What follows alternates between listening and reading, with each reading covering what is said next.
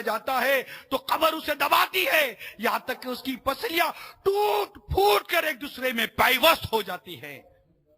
میٹھے میٹھے اسلامی بھائیوں، مدری چینل کے ناظرین، اگر آپ کے ماں باپ یا ان میں سے کوئی ایک ناراض ہے تو فوراً سے پیشر ہاتھ جوڑ کر، پاؤں پکڑ کر، رو رو کر معافی تلافی کی ترقی فرما لیجئے، ان کے جائز مطالبات پورے کر دیجئے۔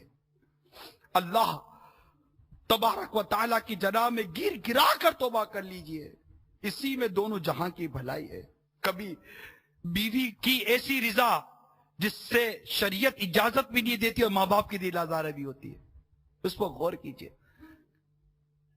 کبھی اپنے طور پر، کبھی فیملی کے نام پر، کبھی اپنے خواہشات کے نام پر، کبھی کس فرمائش کے نام پر، کبھی ماں باپ نے کام کا بول دیا اس کے نام پر، کتنی بار ماں باپ کا دل دکھایا ہے، ذرا غور تو کیجئے۔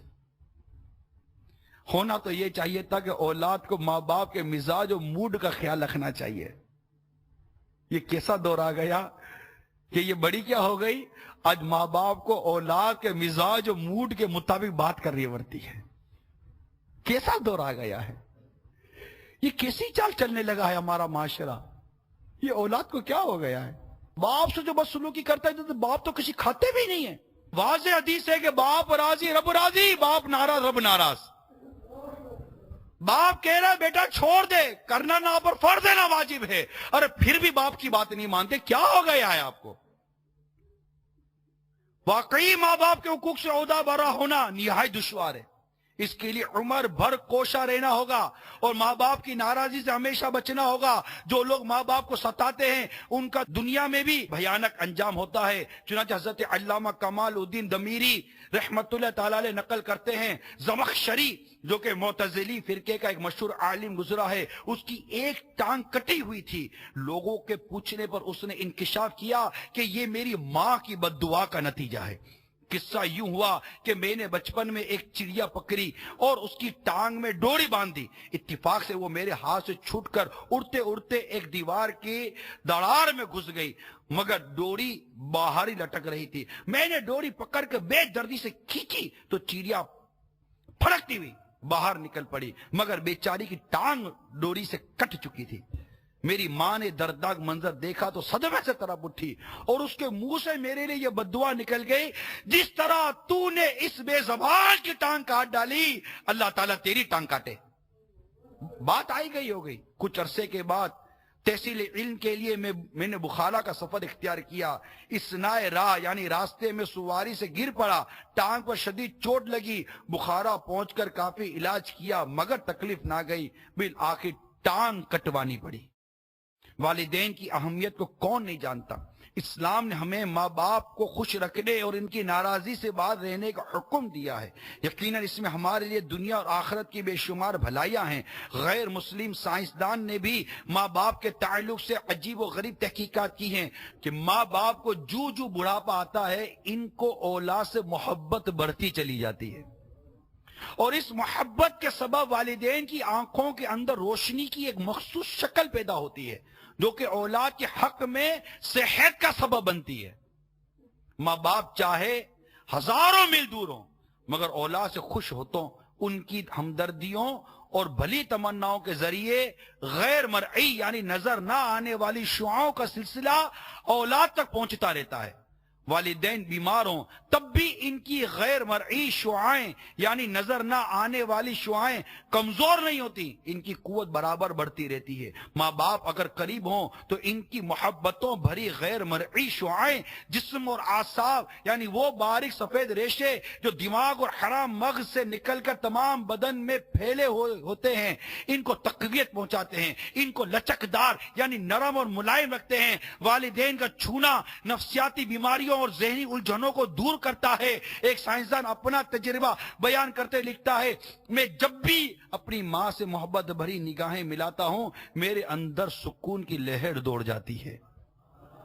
خیر یہ غیر مسلموں کی تحقیقات ہے، ہمیں دنیاوی مفادات کے لیے نہیں، خدا و مصطفیٰ عز و جل صلی اللہ تعالی علیہ وسلم کے احکامات کی بجاوری کی نیت سے والدین کی اطاعت کرنی چاہیے۔ الحمدللہ عز و جل مسلمان تو پھر بھی ماں باپ کی خدمت کرتے ہیں، اور غیر مسلموں کو تو حال تو اس سے بھی برا ہے۔ البتہ میں یہاں ماں باپ کو راضی کرنے کے حوالے سے چند مدنی پھول آپ کے گوش گزار کرتا ہوں۔ یعنی یہ چند مدنی پھول ہیں کہ اگر اولاد ان کو اختیار کرے تو میں امید کرتا ہوں کہ آپ کے والدین کی دعائیں آپ کے لیے نکلیں گی۔ اس میں والدین کی رضا، ان کی خوشی کی آپ نیت کر لیجئے، یعنی یہ نیت کر لیجئے کہ ماں باپ کی رضا میں رب کی رضا ہے۔ یہاں یہ ابتدا نرس کر دوں کہ ماں باپ کی وہ بات جو قرآن اور حدیث سے نہیں ٹکراتی، یعنی ماں باپ کی وہ بات جو اللہ اس کے رسول کی نافرمانی کی طرف نہیں لی جاتی، وہ مانی جائے گی۔ یہ یاد رکھیے گا۔ سب سے پہلے یہ نیت کر لیں کہ اپنے والدین سے دھیمی آواز میں بات کریں گے، اونچی آواز سے بات نہیں کریں گے کہ ماں باپ کو کبھی تنگ آ کر یہی کہنا پڑے کہ کیا چلا کر بات کرتا ہے، تو دھیمی آواز سے بات کریں گے۔ والدین جب بھی بلائیں گے لبیک، کیا کہیں گے؟ کیا ہے؟ آتا ہوں۔ کیا بات ہے؟ لیٹا ہوا ہوں نا، کیا تنگ کر رہے ہو؟ بہت تھک گیا ہوں۔ جب بھی ماں باپ بلائیں کیا کہیں گے؟ کیا کہیں گے؟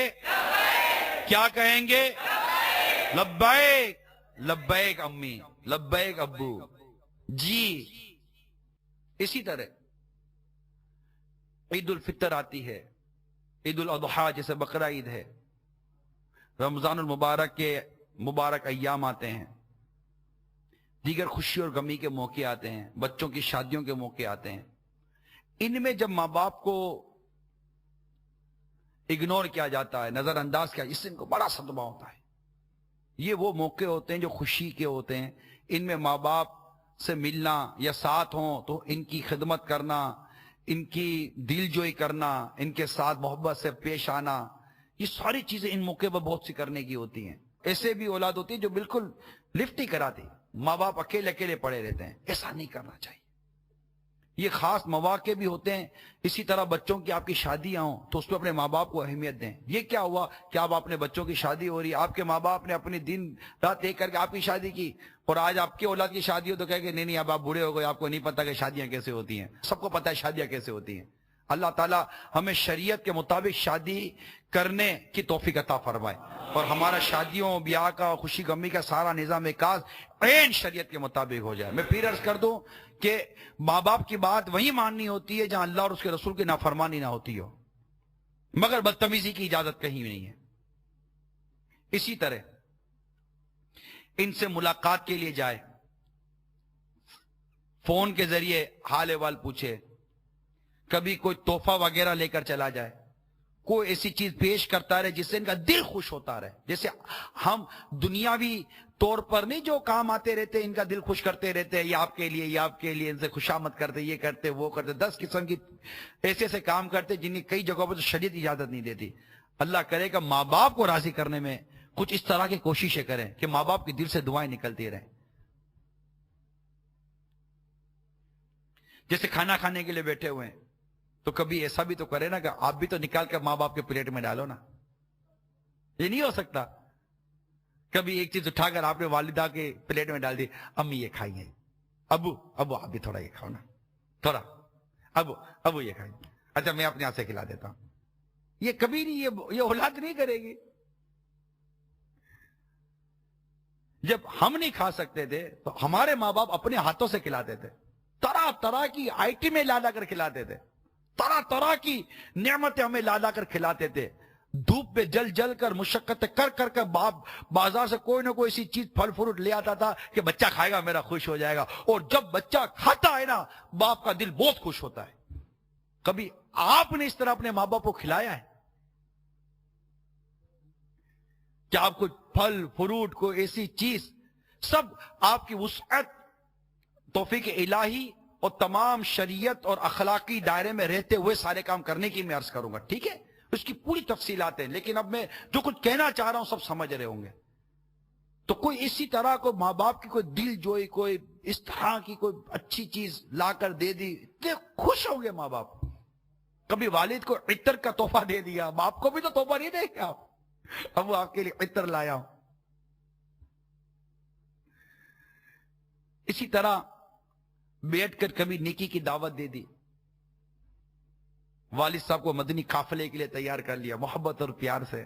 نہیں مانتے پھر کوشش کی، نہیں مانتے پھر کوشش کی، ایک دن مان جائیں گے. شریعت اور طریقت کے متعلق ماں باپ کو نیکی کی دعوت دی. اس کے لیے درس فیضان سنت پیار محبت سے لے کر بیٹھ کر درس فیضان سنت کی ترکیب بنائی. انشاءاللہ اسے دیکھے گھر میں کیسا مدنی ماحول بنتا ہے.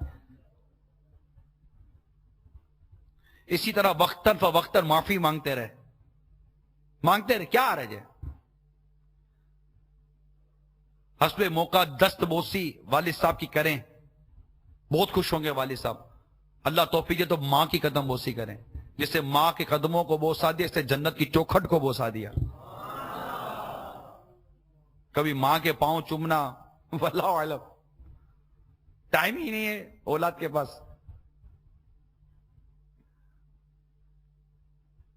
کوئی چیز لیں نہیں لیں یا کوئی وہ خوشی ملے تو اس میں ماں باپ کو سب سے پہلے شامل کریں. بلکہ اللہ توفیق دے تو وہ کام کرنے سے پہلے ماں باپ سے مشورہ بھی کر لیں. کیا حرج ہے؟ خوشی ہوگی ان کو، آپ کے اس کام میں اللہ تعالیٰ برکت دے گا. ان کے تجربات سے فائدہ بھی اٹھائیے. سب حسب موقع حسب حال کیجیے. کوئی ایسی آپ کو خوشی نصیب ہو جائے، کوئی ایسی آپ کو چیز مل جائے، لا کر ان کے پاس رکھ دیں، ان کے پاس بیٹھ جائیں. کوئی آپ کو ایسی اچھی وہ ترقی ہو جائے تو جا کر خوشخبری دیں. کوئی ایسی چیز ان کو لا کر دے دے جو ان کی صحت کو بھی نقصان نہ پہنچائے اور ان کو خوشی بھی نصیب ہو جائے.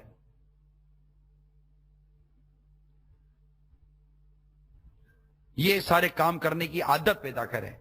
ان کو وقت دیں، جبکہ یہ بالخصوص بڑھاپے کو پہنچے اور اب ان کے پاس کوئی سی مصروفیت نہیں ہوتی. ان کو وقت دیں. دوستوں کو اتنا وقت دیتے ہیں لیکن ماں باپ کو وقت نہیں دیتے. اسی طرح دوستوں اور رشتہ داروں کے آگے اپنے ماں باپ کی بہت زیادہ احترام اور قدر و منزلت کا اظہار بھی کریں. اس سے بھی اپنے ماں باپ کو بہت خوشی ہوگی. بلکہ اس سے انشاءاللہ اگر اچھی اچھی نیتیں ہوئی تو ثواب بھی ملے گا. دوسروں کے لیے ایک گائیڈ لائن بنے گی کہ ماں باپ کا کتنا ادب اور احترام کرنا چاہیے، مگر کہیں بھی بے پردگی نہیں ہو. بے پردگی سے ہر جگہ بچنا ہے. اپنے بچوں کو بھی دادا دادی نانا نانی کے مقام و مرتبے اور سلوک کے متعلق بتاتے رہیں.